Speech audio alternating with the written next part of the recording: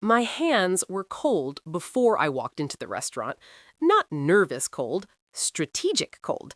The kind of cold that comes from sitting in your car for 20 minutes, running through mental checklists while your phone screen glows with open browser tabs titled, What Men Really Want on First Dates and 15 Ways to Make Him Want a Second Date. I'd spent 3 hours getting ready for this date with Marcus, and every single decision had been calculated down to the millimeter. The dress, black, fitted but not clingy, hem exactly 2 inches above the knee. Not too revealing, I wasn't trying to send the wrong message, but shaped enough to show I took care of myself, that I was someone worth investing in. I'd tried on 7 different options before settling on this one, leaving my bedroom looking like a clothing bomb had detonated. Makeup? The natural look that had taken 45 minutes and 17 different products to achieve. Subtle bronze on the eyelids, mascara that made my lashes look longer without looking like I was trying, lipstick in a shade called Your Lips But Better, which felt like a metaphor for my entire dating strategy. Hair down and softly curled because some article I'd read at 2 in the morning said men overwhelmingly prefer long hair loose on first dates, that it signals femininity and approachability. Never mind that I usually wore my hair up because it was more practical. Tonight wasn't about practical. Even my perfume was a measured spritz. 2 pumps, 1 on each wrist, rubbed together, then touched behind my ears. Enough to be noticed when he leaned in to hear me over restaurant noise. Not enough to overwhelm or seem like I was trying too hard. I'd studied for this date like it was a final exam, and in some ways, it felt like it was. This was my 4th first date since my breakup with James 6 months ago. The first 3 had gone nowhere. Polite conversations that fizzled into, I had a nice time but didn't feel a spark, texts the next day. Each rejection had sent me spiraling back to my laptop searching for what I'd done wrong, what crucial rule I'd violated. Marcus felt different, though. We'd matched 3 weeks ago, and our text conversations had been easy, funny, full of the kind of natural banter that made me think, maybe, finally, this could be something real. Which was exactly why I couldn't afford to screw it up by being myself. I checked my reflection one more time in the rearview mirror. Perfect. Approachable but polished. Confident but not intimidating.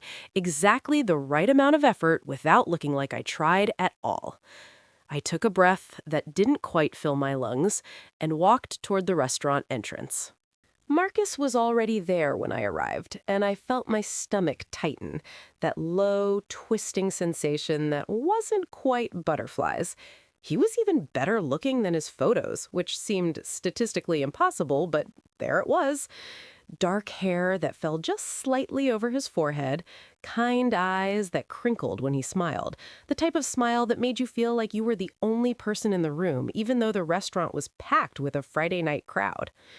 "Sophia, hi," he said, standing to greet me. He was wearing a button-down shirt with the sleeves rolled to his elbows, and I noticed he had nice forearms. Why was I noticing his forearms? I laughed. Light, breezy, the kind of laugh I'd practiced in my car. Sorry if I'm a little late. Traffic was absolutely crazy coming from my side of town. I wasn't late. I'd been sitting in my car for 23 minutes, waiting. Another article from a dating coach who'd written a book about feminine energy said arriving exactly on time made you seem too eager, too available.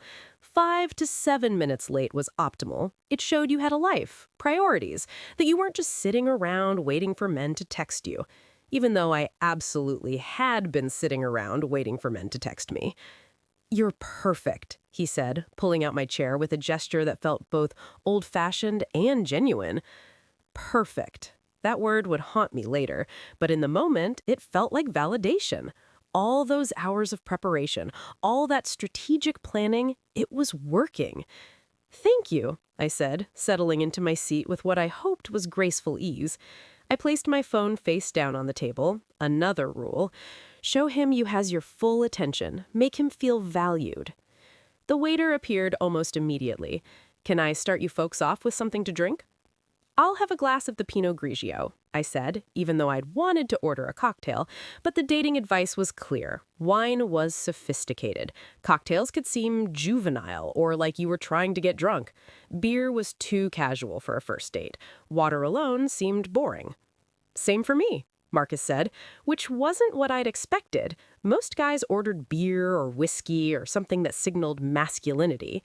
The fact that he'd just mirrored my order felt oddly endearing. So, he said, leaning forward slightly, I have to know, did you really get into an argument with a barista about the correct definition of a macchiato? He was referencing my dating profile, and I felt a small spike of panic. That was the real me, the argumentative, slightly pretentious me who genuinely cared about coffee terminology and wasn't afraid to correct people. I almost deleted that line 3 times before deciding it made me seem quirky rather than difficult. Now I wasn't sure which version to be. "Oh, God," I said, covering my face with one hand in what I hoped looked like charming embarrassment rather than actual mortification. "I can't believe that's the thing you remember from my profile." "It was the best thing on there," Marcus said. "Everyone else just lists their love of hiking and dogs and the office. You admitted to being pedantic about espresso drinks. It was refreshing." Refreshing. Okay, that was good. That meant I could lean into it a little. "In my defense," I said, dropping my hand and allowing myself a small, self-deprecating smile, "he was calling a latte a macchiato. That's not pedantic, that's just factually correct." Marcus grinned. I would have paid money to see that argument. It wasn't my finest moment, I admitted. The people in line behind me were definitely judging. The waiter returned with our wine, and I took a measured sip. Not too much. I needed to stay sharp, stay in control of this performance. "So tell me about your work," Marcus asked, settling back in his chair like he genuinely wanted to hear the answer. I launched into my practiced response about being a graphic designer. I'd rehearsed this part carefully, making sure to sound passionate but not obsessive, successful but not intimidating, creative but still grounded in business realities. I laughed at the right moments, made self-deprecating jokes about client feedback, asked if he'd ever dealt with similar challenges in his work. The whole time, I was running calculations. Was I talking too much? Not enough? Should I ask him a question now or wait for a natural pause? I touched my hair. Soft, available gesture. Made eye contact. Engaged. Present. Leaned forward slightly. Interested. Open. My jaw was starting to ache from smiling so much. "That sounds really creative," Marcus said. "Do you freelance or work for an agency?" "Agency, but I take freelance projects on the side. It keeps things interesting. Plus, it's nice to have creative control sometimes, you know? At the agency, we're always balancing what we want to do artistically with what the client actually needs." I didn't mention that I'd been thinking about quitting the agency for months, that I felt creatively stifled and exhausted by office politics, that most days I fantasized about burning the whole place down and moving to a cabin in the woods where I'd never have to attend another brainstorming meeting. That was third date material at the earliest. "What about you?" I asked, pivoting the conversation back to him. Another rule: men love talking about themselves. Let him share, show interest, ask follow-up questions. "You mentioned you're in software development?" Marcus's face lit up in a way that was honestly endearing. "Yeah, I work for a company that develops security software for..." He launched into an explanation that involved a lot of technical jargon I didn't understand. Encryption protocols, penetration testing, back-end architecture. I nodded enthusiastically, made appreciative sounds, asked questions that I thought sounded intelligent, even though I had no frame of reference for whether they actually were. "Does that make sense?" he asked. "Totally," I lied. "It's fascinating how much goes into keeping systems secure." It wasn't. I was bored to tears.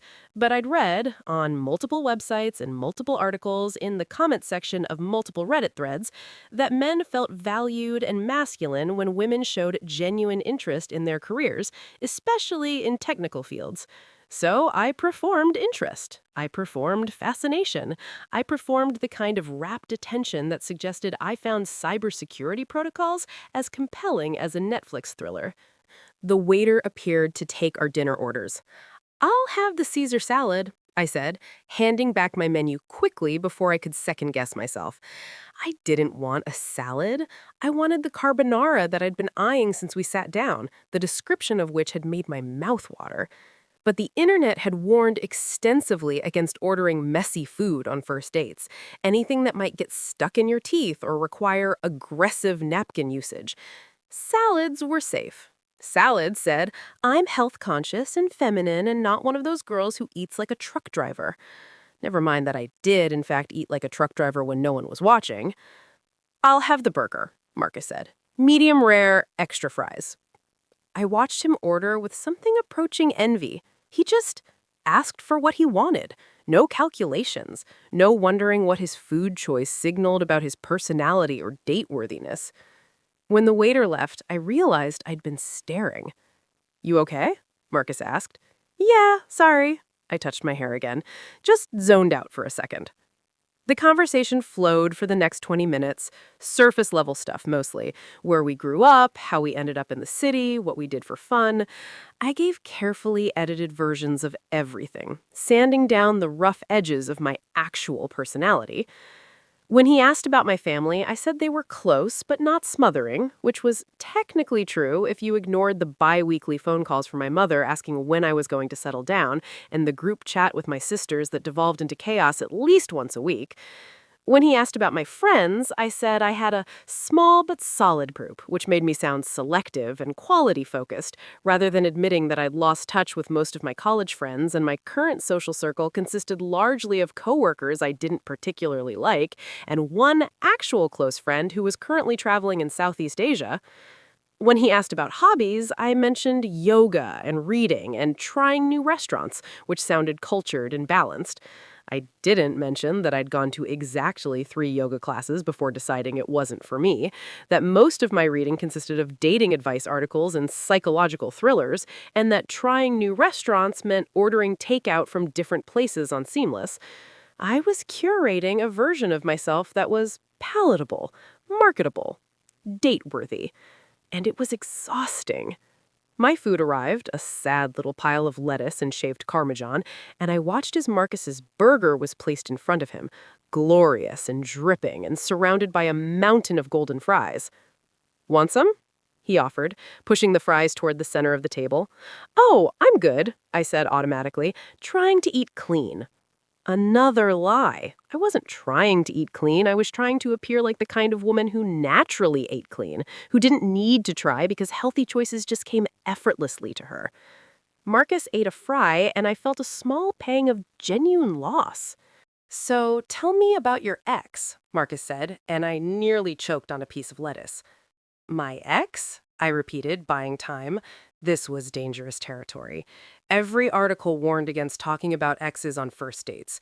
Too much baggage, too much negativity, red flag city. You mentioned him briefly in one of our texts, Marcus said. Said the breakup was rough. I'm just curious what happened. I set down my fork, mind racing through acceptable responses. Not too bitter, not too vulnerable. Definitely don't reveal that you've spent 6 months analyzing every moment of that relationship like it was the Zapruder film. We were together for 2 years, I said carefully. It ended because we wanted different things. Pretty standard stuff. What kind of different things? Why was he pushing this? I took a sip of wine, then another. He said I was too intense, too opinionated, too much. The words came out more raw than I had intended, and I immediately regretted them. Vulnerability was supposed to be strategic, deployed in carefully measured doses, not just bleeding out across the dinner table. Marcus's expression shifted into something I couldn't quite read. And you believed him? I mean, I picked up my fork again, spearing a piece of lettuce I had no intention of eating. He wasn't wrong. I do get pretty intense about things. I care too much, argue too much, feel too much. It's a lot for people to handle. Says who? Says James. Says my mom, honestly. Says every relationship I've ever had that's crashed and burned because I couldn't just be easy and breezy and uncomplicated. I was saying too much. I could feel myself doing it, the words spilling out faster than I could catch them. This wasn't part of the plan. The plan was to be mysterious and self-assured, not to have a therapy session in the middle of dinner. Sorry, I said quickly, forcing a laugh that sounded hollow even to my own ears. That got heavy. Tell me about your last relationship. But Marcus wasn't letting it go. What if too much isn't actually a problem? What if it's just incompatibility? I blinked at him. What do you mean? I mean, maybe you weren't too intense for everyone. Maybe you were just too intense for him specifically. The thought hadn't occurred to me. In the 6 months since the breakup, I had accepted James's assessment as objective truth. I was too much, therefore I needed to become less. It was simple math. I don't know, I said quietly. It's hard to believe that when you keep hearing the same criticism from different people. Or maybe you keep dating people who want you to be smaller than you are. The words hit something in my chest, but before I could process them, the waiter appeared to clear our plates. Can I interest you in dessert? No, thank you, I said automatically. Marcus looked at me. You sure? The chocolate lava cake here is supposed to be incredible. I was sure I wanted that cake more than I'd wanted anything in weeks, but ordering dessert signaled either gluttony or an attempt to prolong the date, and I couldn't figure out which interpretation would dominate. I'm stuffed, I lied. Okay. Marcus handed back the dessert menu, but something in his expression had changed. We sat in a silence that felt heavier than it should have. Around us, the restaurant hummed with conversation and clinking silverware, but at our table, something had shifted. Can I ask you something? Marcus said finally. My stomach did that twisting thing again. Of course. Are you having a good time? The question caught me completely off guard. Yes, I said immediately. Too immediately. The response was automatic, programmed. Why do you ask? He tilted his head, studying me in a way that made my skin feel tight. I don't know. You just seem like you're performing or something, like you're checking boxes on a list. Heat flooded my face. I'm not performing. This is just how I am. Even as I said it, I knew it sounded defensive, knew it sounded exactly like someone who was, in fact, performing. Okay, he said, but he didn't look convinced. I should have left it there, should have changed the subject, laughed it off, redirected to safer territory. Instead, I heard myself say, "What do you mean, performing?" Marcus hesitated. I could see him weighing something, deciding how honest to be. The pause felt like it lasted an hour. You've been the perfect date, Sophia, like textbook perfect, but I feel like I don't actually know anything real about you. The words should have felt like an attack, but they didn't. They felt worse, like exposure, like he'd seen through every carefully constructed piece of tonight's performance and found it wanting. I've been answering your questions, I said, and hated how small my voice sounded. I've been engaged in our conversation. You have, he agreed. But when I asked about your job, you gave me the polished pitch, the version you'd give at a networking event. When I talked about my job, you nodded along even when I could tell you had no idea what I was talking about. You ordered a salad you clearly didn't want, and you've touched your hair like 15 times in the last hour. I felt my throat tighten. So what, you've been sitting there counting? No, he said, and his voice was gentle in a way that somehow made it worse. I've been sitting here trying to figure out who you actually are underneath all this. There was a long silence. Background noise in the restaurant suddenly seemed deafening. The burst of laughter from a table behind us, the aggressive clinking of glasses being bust, the hum of dozens of simultaneous conversations creating a wall of sound that somehow made our silence even more pronounced. My hands were cold again.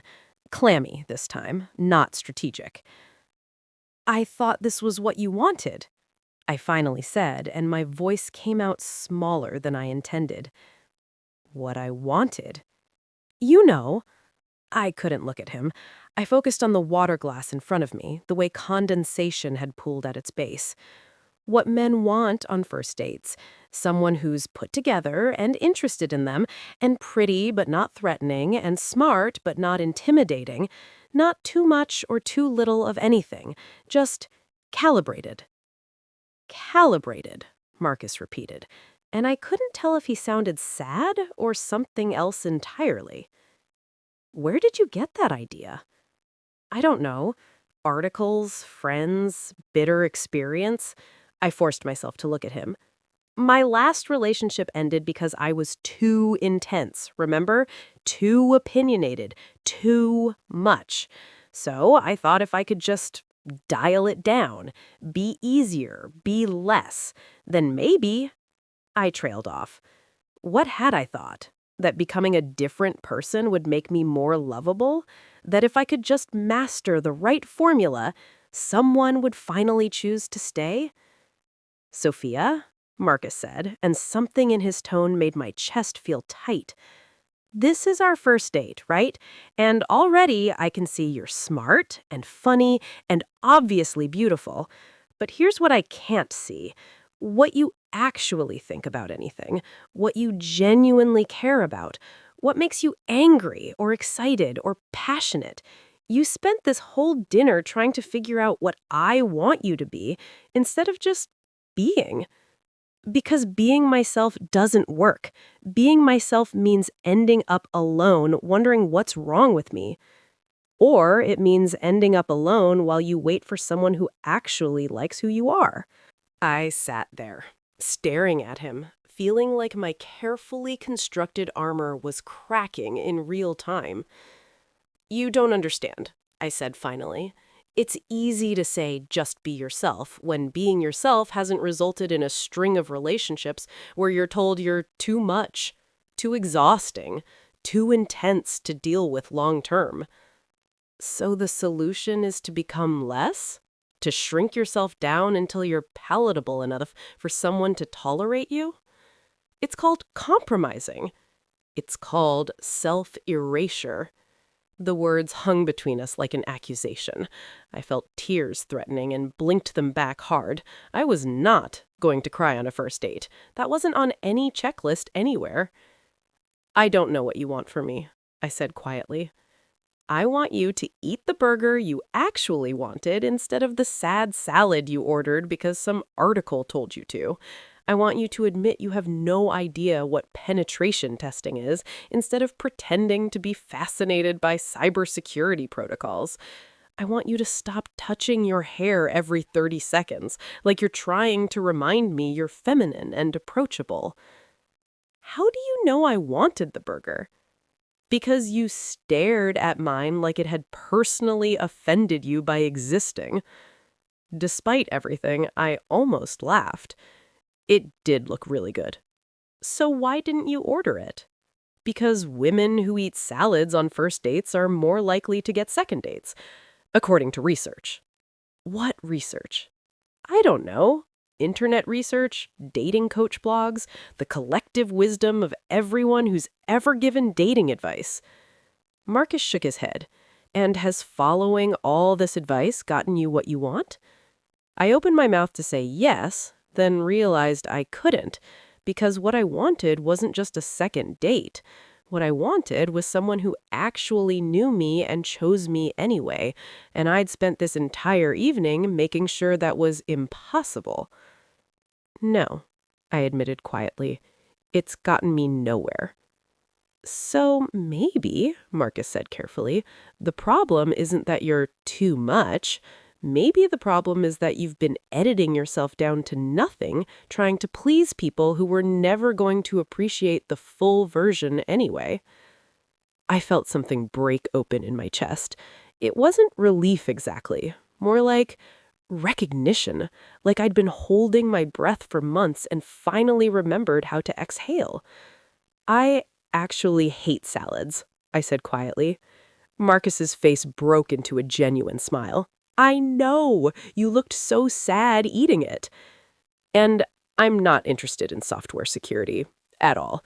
No offense. None taken. I could tell. You had this glazed look in your eyes, like you were mentally composing a grocery list. And I got here 20 minutes early and sat in my car rehearsing conversation topics like an absolute psychopath. Now that, Marcus said, his smile widening, is the most interesting thing you've told me all night. The waiter appeared, hovering uncertainly. Can I get you folks anything else? More wine? I looked at Marcus. He looked at me. Something had shifted in the air between us, a loosening of tension I hadn't realized I was carrying. Actually, I said, before I could second-guess myself, can we get dessert? 2 of those chocolate lava cakes you mentioned earlier. And another order of fries, Marcus added. Actually, make it 2 orders. The waiter's eyebrows rose slightly, but he nodded and disappeared. Fries with dessert? Marcus asked. Don't judge me. I'm embracing being too much. He laughed, a real laugh, surprised and delighted. There she is. Over dessert and far too many French fries, something in me unspooled. The performance ended. Not dramatically, but quietly, like someone had simply turned off a machine that had been running so long I'd forgotten it was possible to function without it. I told Marcus the truth about James and how he'd ended things by telling me I was exhausting to love. About the hours I'd spent reading dating advice articles at 2 in the morning, trying to decode what was wrong with me. About the way I'd convinced myself that being authentic meant being alone, that love required becoming someone else.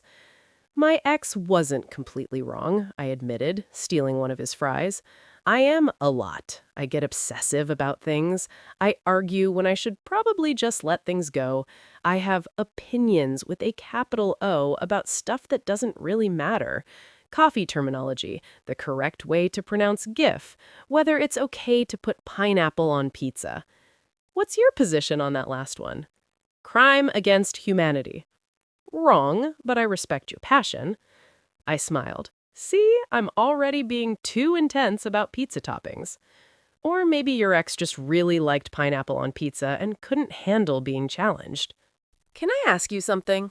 I said, emboldened by sugar and the surreal feeling that this date had somehow become more real in its falling apart than it had been in all its careful construction. Anything. Why did you ask me out? Like, really? My profile wasn't exactly conventional. Marcus considered this, taking a bite of cake before answering. Honestly, because every other profile felt like the same person. Everyone loves hiking and travel and dogs and the office. Everyone's equally comfortable in heels or hiking boots. Everyone's looking for someone who can make them laugh but also have deep conversations. That's literally what I had in my profile originally, before I rewrote it. What made you change it? My friend Sarah. She said I sounded like everyone else, that the real me, the argumentative coffee snob who makes weird faces at art, was way more interesting than the generic version. Sarah sounds smart. She is. She also told me to stop reading dating advice articles, but I clearly didn't listen to that part. Marcus pushed the remaining fries toward me. Here's the thing about dating advice. It's all designed to help you avoid rejection. Make yourself smaller, more palatable, less threatening. Follow these rules and you'll reduce your chances of getting hurt. Isn't that the goal, though? Maybe, but it also reduces your chances of actually connecting with anyone, because connection requires vulnerability. It requires showing up as you actually are and risking that someone might not like it. That's a terrifying prospect. It is, he agreed. But think about it this way. If someone rejects the real you, they're rejecting something authentic. If someone rejects the performance version, they're not even rejecting you at all. They're rejecting a character you're playing. So you can't even trust acceptance when it comes because you never know if they'd like the person underneath. I sat with that for a moment, feeling the weight of it. That's actually pretty wise. I have my moments. So you don't find me too intense, too opinionated? I find you interesting. There's a difference. What if you're wrong, though? What if we go on a second date and you realize I really am too much work? Marcus leaned back in his chair, considering. Then I guess we'll find out I wasn't the right person for you. But I'd rather find that out honestly than have you spend months performing someone you're not until we both end up miserable. We stayed at that restaurant for another hour after dessert, nursing waters and talking. The conversation that followed was messy and real and nothing like my rehearsed topics. We argued about movies. I thought Inception was overrated. He defended it passionately. I admitted I hate hiking, despite it being on every dating profile, including my original one. He confessed he'd also been performing a little tonight, trying to seem more outdoorsy and spontaneous than he actually was. I'm more of a stay home and watch documentaries about unsolved mysteries kind of guy, he admitted. That sounds infinitely better than pretending to enjoy nature, I said. You say that now, but I can spend 3 hours falling down Wikipedia rabbit holes about the Zodiac Killer. I once spent an entire weekend researching the etymology of coffee drink names. We might be perfect for each other. He smiled. Or we might drive each other completely insane. That too. When we finally left, my face hurt from actual smiling, not the performed kind. My stomach was full of chocolate cake and fries and small amounts of lettuce that I'd mostly pushed around my plate. I hadn't touched my hair once in the last hour. So, Marcus said as we stood outside, the night air cool against my skin. Second date? Only if I get to be weird, I said. Only if you promise to be weird. He kissed me then, brief and sweet, and nothing like the strategic first kiss I'd been planning to execute at exactly the right moment, with exactly the right amount of pressure and duration. It was better. I drove home that night with my windows down, letting the wind mess up my carefully curled hair. The 3 hours of preparation felt like they'd happened to someone else, a different version of me, who thought love was something you could hack if you just followed the right formula. When I got home, I opened my laptop and found myself staring at the bookmarked folder labeled Dating Advice. 17 articles, 42 browser tabs, countless pieces of conflicting wisdom about how to be desirable, approachable, girlfriend material. I deleted them all. Not because I'd suddenly become confident or self-assured, not because one good date had fixed all my insecurities, but because I'd realized something that should have been obvious all along. No amount of advice could tell me how to be loved by a specific person. Every article, every blog post, every expert opinion was trying to create a one-size-fits-all approach to something that was inherently individual. My phone buzzed. A text from Marcus. Just got home, still thinking about that coffee argument. You have to explain the macchiato thing on date 2. I smiled and typed back, only if you explain why you're wrong about Inception. His response came immediately. This is going to be a very argumentative relationship, isn't it? Probably. Still interested? Definitely. I set down my phone and looked at myself in the mirror, makeup smudged, hair windblown, looking nothing like the carefully curated version I'd presented at the start of the evening. This version felt more real. The second date was different. I wore jeans and a sweater instead of carefully selected date armor. I showed up exactly on time instead of strategically late. And when Marcus suggested getting burgers, I said yes without calculating what that choice signaled about my femininity or date worthiness. You look different, he said when he saw me. Bad different? Just different. More relaxed, maybe. I'm trying this new thing where I don't spend 3 hours getting ready and having an anxiety attack in my car before walking in. Revolutionary. We went to a casual burger place instead of a sit-down restaurant, ordered at the counter and found a booth in the back. I got a cheeseburger with extra pickles and a chocolate shake. He got the same thing, but with regular pickles like a normal person. Extra pickles is a bold choice, he said. I really like pickles. Is that a deal breaker? Depends. How do you feel about people who put ketchup on hot dogs? Crime of humanity. See, now we might have a problem. We argued about hot dogs for 10 minutes, then about whether Ross and Rachel were really on a break, then about whether it's okay to clap when a plane lands. It's absolutely not okay, I insisted. The pilots are literally just doing their job. Do you clap when the bus gets to your stop? Some people do. Those people are wrong. It was the most fun I'd had on a date in years. Can I ask you something personal? Marcus said once we'd finished our burgers. Depends on how personal. When you were doing all that research, the dating advice articles and stuff, what were you actually looking for? I thought about it, wiping ketchup from my fingers with a napkin. A guarantee, I guess. Some formula that would make sure I didn't get hurt again. Like if I just followed the right steps, I could control the outcome. But you can't control whether someone likes you.